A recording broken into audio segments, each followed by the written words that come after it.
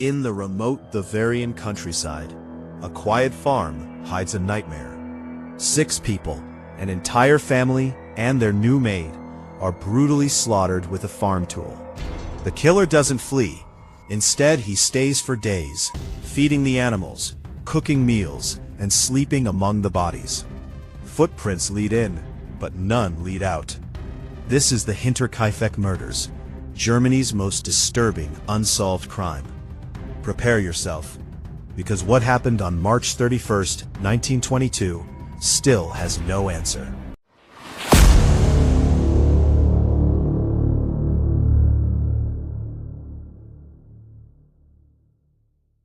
Some stories were never meant to be forgotten. They were buried, ignored, or silenced. But the truth always leaves a record. From unsolved murders, to vanished legends, to horrors hidden in plain sight. This is the Hidden Record. Deep in the woods, near the small village of Weidhofen, about 70 kilometers north of Munich, stood a lonely farmstead called Hinterkaifeck, behind Kaifeck. Isolated, surrounded by forest, and far from prying eyes, it was home to the Gruber family in the turbulent years after World War I. The family was not well liked in the area.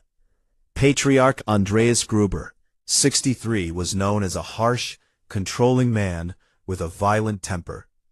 His wife, Kazilia Gruber, 72, lived under his shadow. Their widowed daughter, Victoria Gabriel, 35, had returned to the farm with her 2 young children, Kazilia, 7, and little Joseph, 2.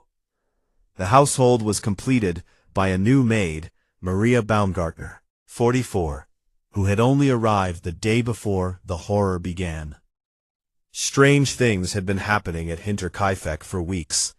Andreas discovered unfamiliar footprints in the snow leading from the forest to the barn, but none leaving. He heard footsteps in the attic at night. Tools went missing. A key to the house disappeared. The family dog barked frantically toward the woods. Neighbors later said Andreas mentioned seeing a stranger lurking near the farm, but for reasons unknown, the family never reported it to the police. On the cold evening of March 31st, 1922, someone, or something, finally struck. The killer, armed with a mattock, waited in the barn. One by one, the victims were lured or forced there. Andreas, his wife Kazilia, daughter Victoria, and granddaughter little Kazilia were brutally bludgeoned to death in the barn. Their skulls were crushed by powerful, precise blows to the head. The older Kazilia also showed signs of strangulation. The bodies were then dragged and stacked carelessly under hay. The killer then moved into the main house. In her bed, the new maid Maria Baumgartner was murdered in the same savage way. Finally, in his crib, 2-year-old Joseph was killed with a single devastating blow. The entire family and their maid were wiped out in one night of unimaginable violence. But the most disturbing part came afterward. For at least 3 days, the murderer stayed on the farm. Smoke rose from the chimney as meals were cooked on the stove. The cows were milked and fed. The horses were tended to. Neighbors even noticed the farm's lights on and assumed the family was simply busy. Someone had lived among the corpses as if nothing had happened. It wasn't until April 4th, 1922, 4 days later, that neighbors grew worried about the lack of activity. A search party arrived. What they found shocked Germany. The bodies in the barn, the maid and toddler in the house, the mattock, covered in blood and hair, later discovered hidden in the barn loft. No valuables were stolen. Robbery was ruled out. The scene suggested the killer was familiar with the farm and felt comfortable there. Police launched one of the largest investigations in Bavarian history. Over 100 people were questioned. Suspects included a local man named Lorenz Schlittenbauer, who had been rumored to have a relationship with Victoria and may have been the father of little Joseph. He acted strangely at the crime scene, moving bodies and showing little emotion. He was questioned multiple times, but never charged. Vengeful neighbors or former workers Andreas had argued with. A passing vagrant or homeless man who had hidden in the attic for days or weeks, listening to the family's routines. Even darker rumors swirled around the family itself.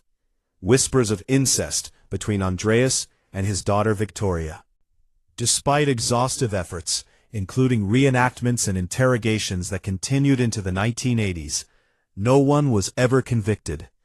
The case was officially closed in 1955, though some files remained active much longer. In 2007, a group of police students used modern investigative techniques and pointed to one main suspect, whose name they withheld out of respect for descendants, but no conclusive proof emerged. To this day, the Hinterkaifeck murders remain unsolved, Germany's biggest and most haunting cold case. Why did the killer stay for days? Why feed the animals, but slaughter an innocent toddler? Was it personal revenge against a hated family? A psychotic break by someone who knew the farm intimately? Or did a stranger hide in the attic, learning the family's habits before striking? The isolated farmstead was eventually torn down, but the horror of that March night refuses to fade. In the quiet woods of Bavaria, where the wind still whispers through the trees, some locals say that on cold spring evenings you can almost hear it, the distant sound of a mattock striking wood or bone, and the chilling realization that the killer not only got away with murder, but lived among his victims, like it was just another day on the farm. Over a century later, the Hinterkaifeck murders still have no answer. Who do you think did it? A vengeful neighbor? A hidden stranger in the attic? Or someone even closer to the family? Drop your theories and any similar cases you know in the comments. I read every single one. If you're fascinated by unsolved true crime and chilling historical mysteries, hit like, subscribe, and turn on notifications. We're diving deep into more of the world's darkest, hidden, mysterious cases.